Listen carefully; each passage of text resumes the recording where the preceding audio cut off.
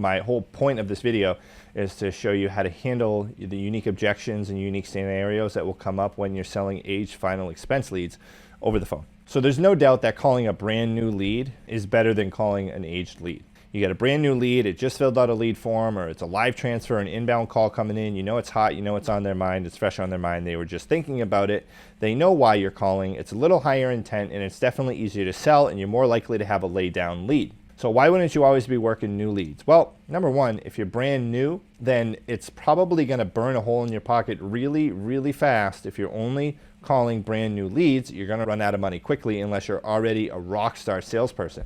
I've seen it happen with too many agents. Yes, there are the anomaly agents who just go out and crush it right off the bat and can call brand new leads and just make their money back right away. But I can almost guarantee that if you're a new agent and you're watching this, or you've never been in telesales before, then you're gonna go broke real quick buying brand new leads and trying to sell them over the phone, unless you're generating your own, which you can watch my other videos to learn how to do that on Facebook or YouTube. But you probably want to buy aged leads to start out. You're going to build your skill on them, you're going to build the reps in, and you're going to help build a work ethic, and that where if you can start making money selling aged leads, then you're going to start making money selling new leads, and because they're easier to sell, but you're going to want to practice on the aged leads. My biggest advice would be to do this. So I'm going to show you how to overcome some of the objections that you're going to run into when you're calling your aged leads. Now, first off, you're going to run into some objections in the greeting, right? Because you're calling someone that's not really going to be fresh on their mind, that they either mailed in the card, filled out the form, or requested this information and from wherever. I would still talk to them with the same energy, enthusiasm, and excitement right in your greeting that you would use if it was a brand new lead. I would recommend everybody grab a pen and piece of paper so you can take notes on this too. So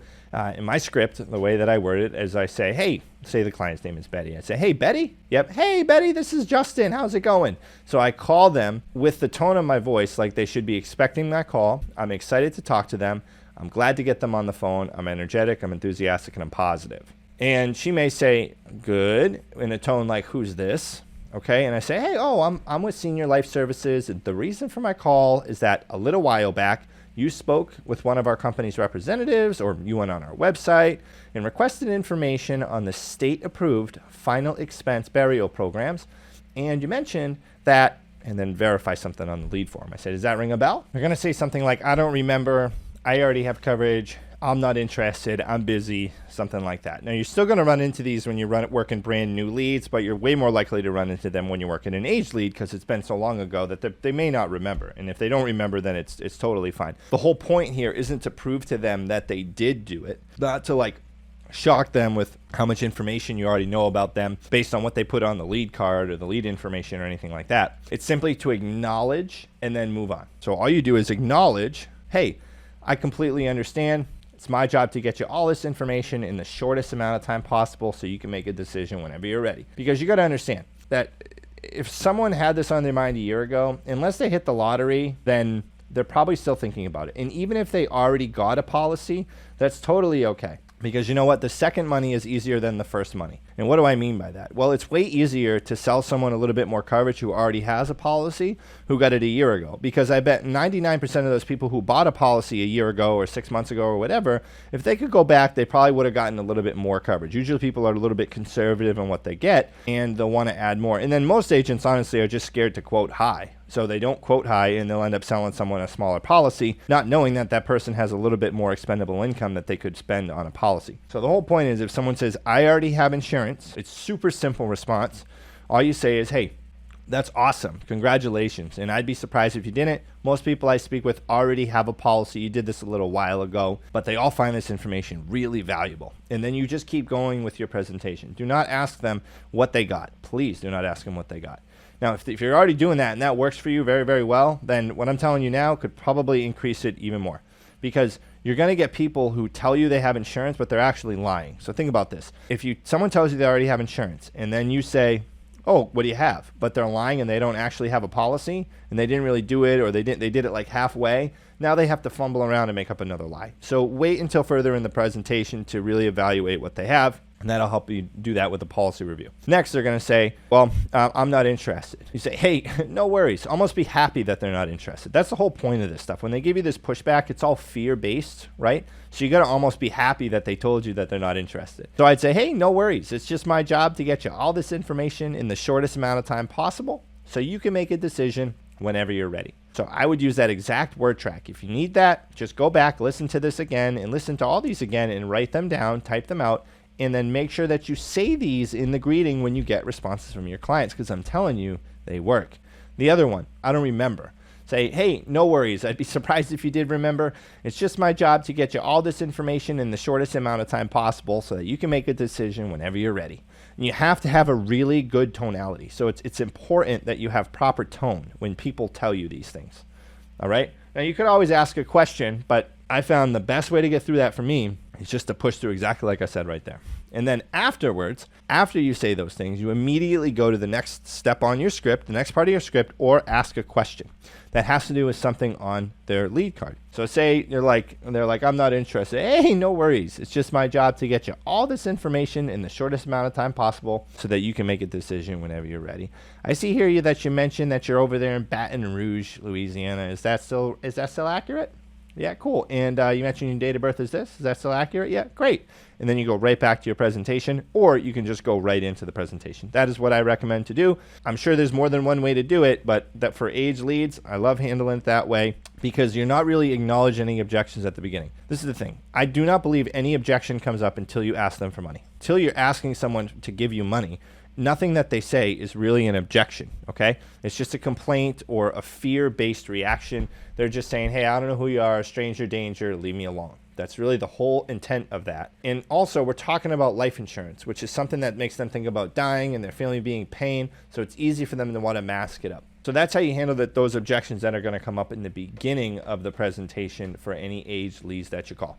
Honestly, a real general response to them that works is, hey, no worries. It's just my job to get you all this information in the shortest amount of time possible so you can make a decision whenever you're ready. Because that addresses their fears, right? We're putting power in their hands. We are letting them know that it's not going to take a long time. We use a tone that shows that they can trust us and that we can talk to them about this thing.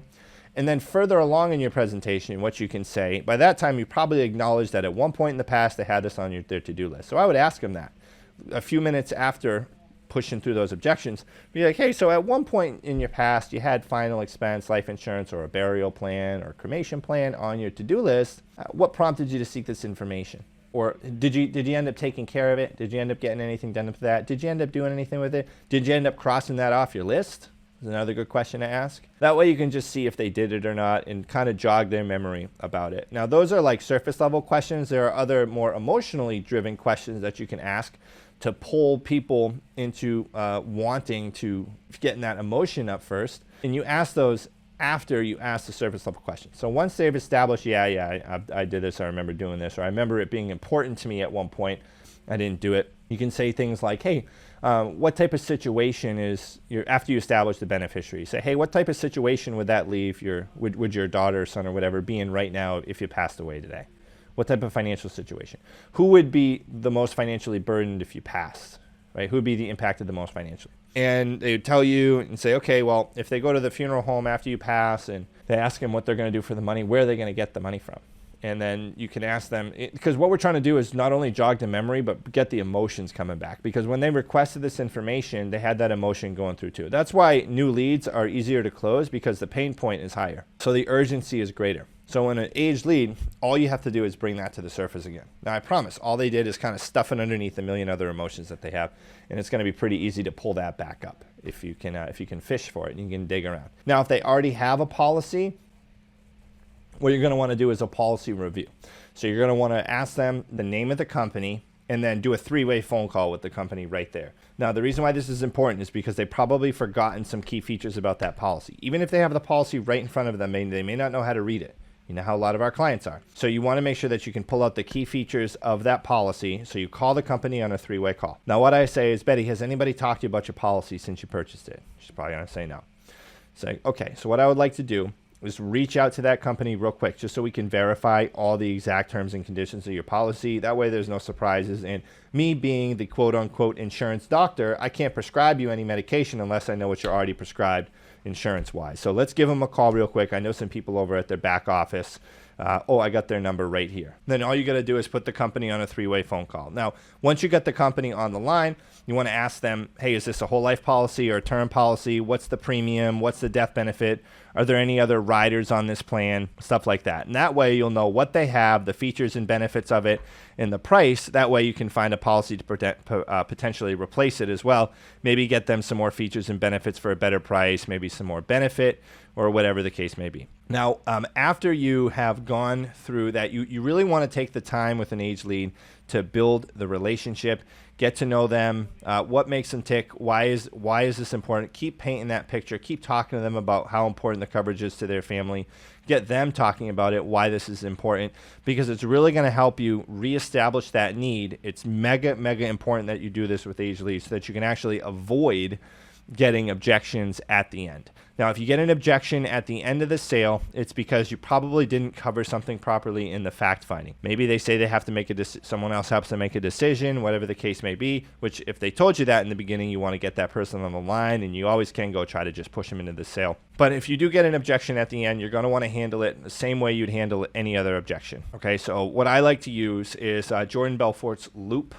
There are a bunch of other great sales systems out there, but I use rebuttals from Jordan Belfort and Grant Cardone. So if I go into a loop with Jordan Belfort, I would just first evaluate if they like the product. So as soon as I get an objection, push back for it, I say, hey, I hear what you're saying, but let me ask you a question. Does the idea make sense to you? Like, do you like the idea of a program like this to make sure that you can help your daughter financially when you pass? And if they say no, then like there's not really much you can do there. You just hang up. But most likely they're going to say yeah. And based on the tone that they reply to you in, it's going to give you on a scale of 1 to 10 how important this thing really is for them.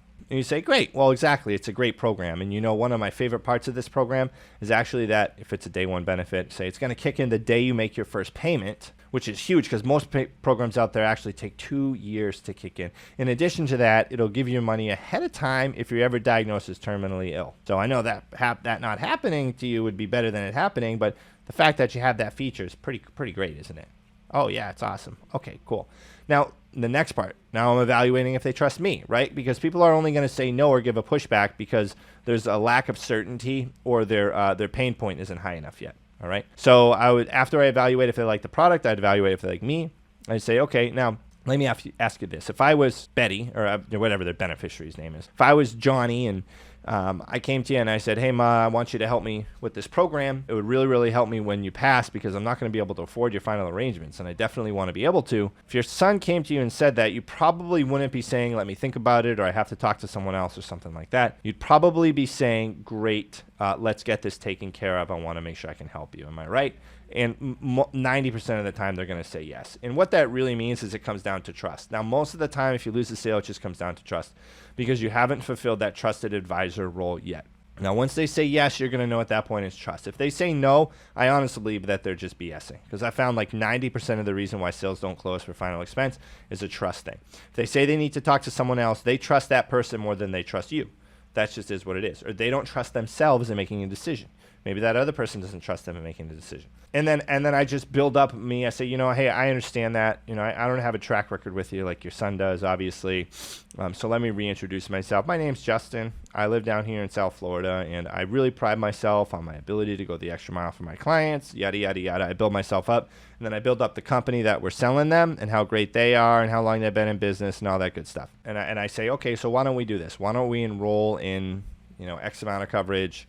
We can get this set up for you, and that you can finally start checking this off your list. That sound fair enough? So I just try to get them to enroll in something. So I drop the coverage amount that I ask for. Okay, you're going to get objections like, I got to think about it. You're going to get objections like, let me talk to this person. It's going to happen. You just got to be able to handle those like any other sale objection.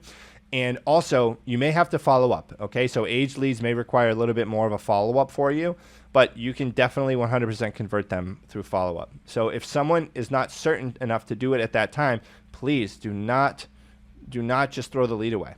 Like follow-ups are super, super key when working aged leads and final expense, because you're calling the person randomly out of the blue and it was a while ago before they had the need. So it may have to sit there and just fester with them for a little bit.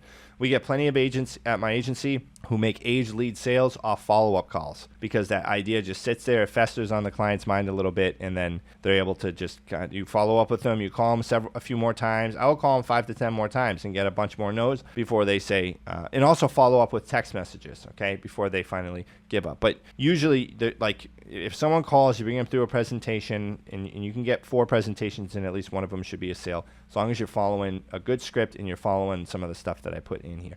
So I hope this video helps you handle the objections that you're going to get when calling aged final expense leads. I hope you're able to apply this stuff, and I'm looking forward to hearing more from you. If you want to listen to how we sold a ton of aged final expense leads in a week, just watch this video coming up here. If you have any questions, email me at jve@thejve.com and subscribe to the channel. Thank you.